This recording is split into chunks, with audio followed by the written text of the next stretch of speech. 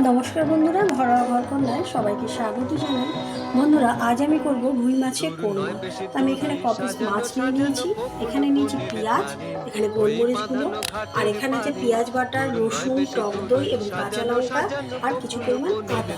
হ্যাঁ, আর এখানে নুন, এখানে হচ্ছে জিরের গুঁড়ো, আর এখানে একটু ঘি নিয়েছি। তা সবার প্রথমে আমি মাছটাকে একটু নুন আর লেবু দিয়ে মাখিয়ে নেব। এটার মধ্যে হলুদ যাবে না, আমি হলুদ দিয়ে করবো না, নুন দিয়ে দিলাম কিছু পরিমাণ, আর এই লেবুটা দিয়ে আমি মাখিয়ে নেবো, ম্যারিনেট করে রেখে দেবো 10 মিনিটের জন্য।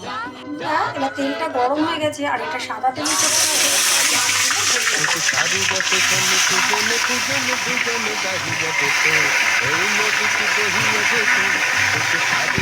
বন্ধুরা, আমার মাছটাই যে ভাজা হয়ে গেছে, এখন আমি পেঁয়াজটাকে বেরেস্তা করে নেব।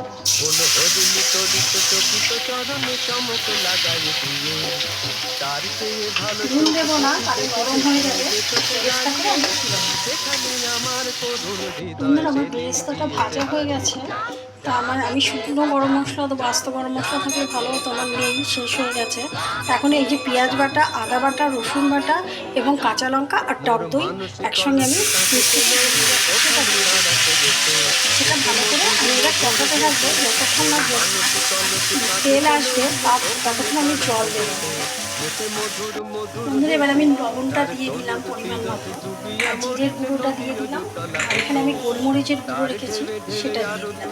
এবার আমি ভালো করে কষাতে থাকবো। একটু মিক্সি ধোয়া জলটা আমি দেবো, হ্যাঁ, তার কারণ যাতে মশলাটা পুড়ে না যায়। এবার আমি ঢেকে রাখবো, আস্তে আস্তে এটা হতে দেবো।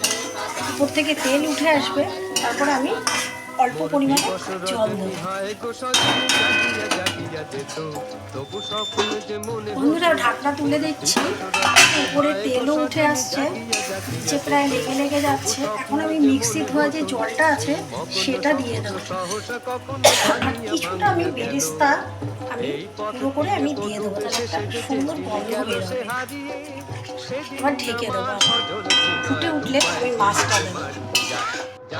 বন্ধুরা, আমার বেশ হয়েই এসেছে। এখন আমি মাছগুলো দিয়ে দেবো, মাছগুলো দিয়ে উপর থেকে বেরেস্তাটা ছিটিয়ে দেবো, বেরেস্তাটা দিয়ে দেবো, এক চামচ ঘি দিয়ে দেবো,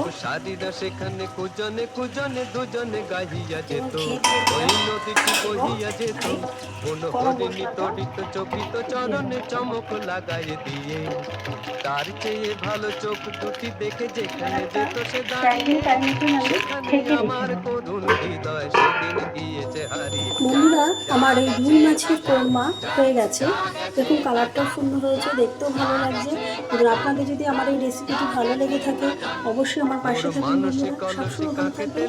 আজকে মতো শেষ করছি, নেক্সট কোনো ভিডিওতে দেখা হবে। ততক্ষণে যেন ভালো থাকুন, সুস্থ থাকুন।